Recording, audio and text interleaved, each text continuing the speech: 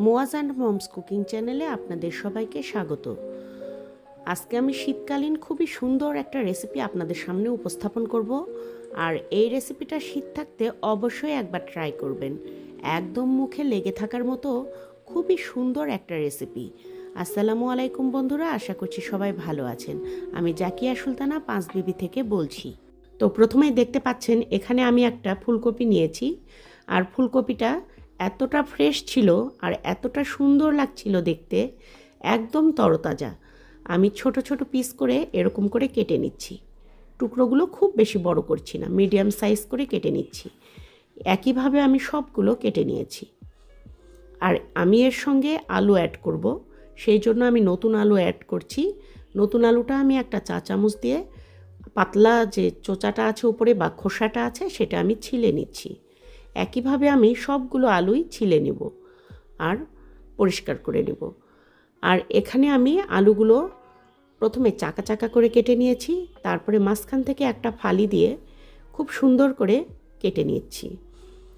আর একইভাবে আমি সবগুলো আলুই টুকরো করে নেব। বন্ধুরা, এখনও যারা লাইক দিতে একটা ভুলে গেছেন, দয়া করে আমার ভিডিওটিতে একটি লাইক দিয়ে ভিডিওটি কন্টিনিউ করবেন।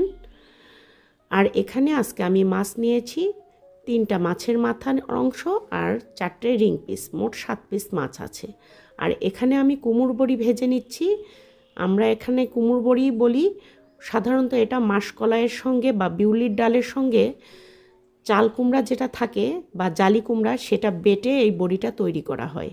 আমি একইভাবে সুন্দর করে কড়াইয়ের মধ্যে বড়িটা দিয়ে আবারও উল্টে দিলাম অপর সাইডে, এবং তেল ছাড়াই আমি ভেজে নিয়েছি। কারণ তেল দিলে কুমড়ো বড়িটা অনেক বেশি তেল ছোক করে নেয় আর বেশি তৈলাক্ত হয়ে যাবে। একটু তেল কম দেব বলেই তরকারিতে এই পদ্ধতি অবলম্বন করেছি।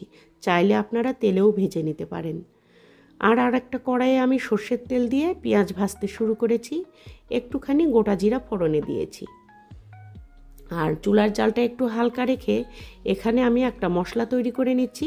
1/2 টেবিল চামচ হলুদ গুঁড়া দিয়েছি, 1.5 টেবিল চামচ লবণ দিয়েছি, 1.5 টেবিল চামচ আদা রসুন বাটা দিয়েছি।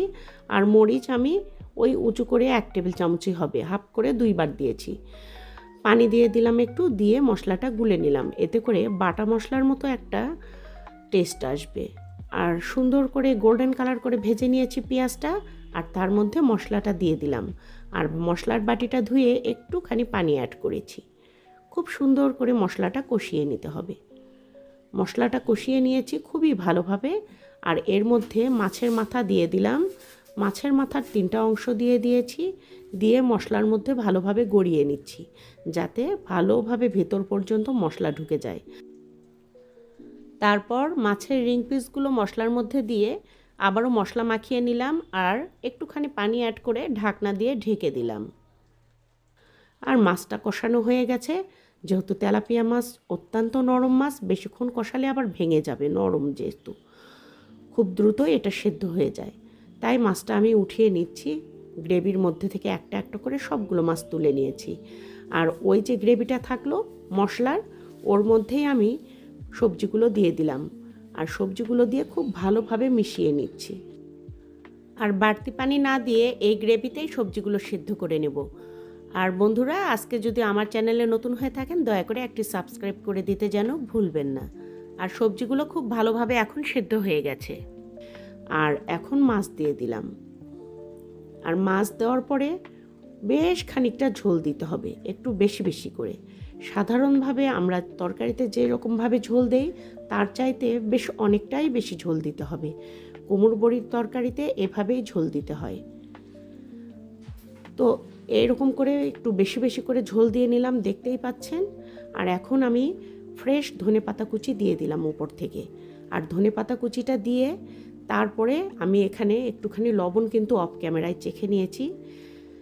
লবণটা পারফেক্ট আছে। বড়ি দেওয়ার আগে অবশ্যই লবণ চেখে নেবেন, কারণ বড়ি দেওয়ার পরে আর লবণ দেওয়া যায় না, তখন বড়িটা ভেঙে যাওয়ার ভয় থাকে, অথবা এক জায়গায় লবণ পড়ে বড়িটা তেতো হওয়ার ভয় থাকে। আর বড়িটা আমি ঝোলের মধ্যে দিয়ে দিচ্ছি, এমনভাবে দিয়ে দিচ্ছি চ্যাপ্টা অংশটা উপরের দিকে দিতে হয়। আর হালকা হাতে ঝোলের মধ্যে বড়িগুলো ডুবিয়ে দিচ্ছি। যেহেতু ভাজা আছে, খুব ক্রিস্পি আছে এই পর্যায়ে, এখনও নরম হয়নি, খুব চাপাচাপি করে দেওয়া যাবে না, এতে করে বড়িগুলো ভেঙে যাবে। আর ঢাকনা দিয়ে ঢেকে দিলাম।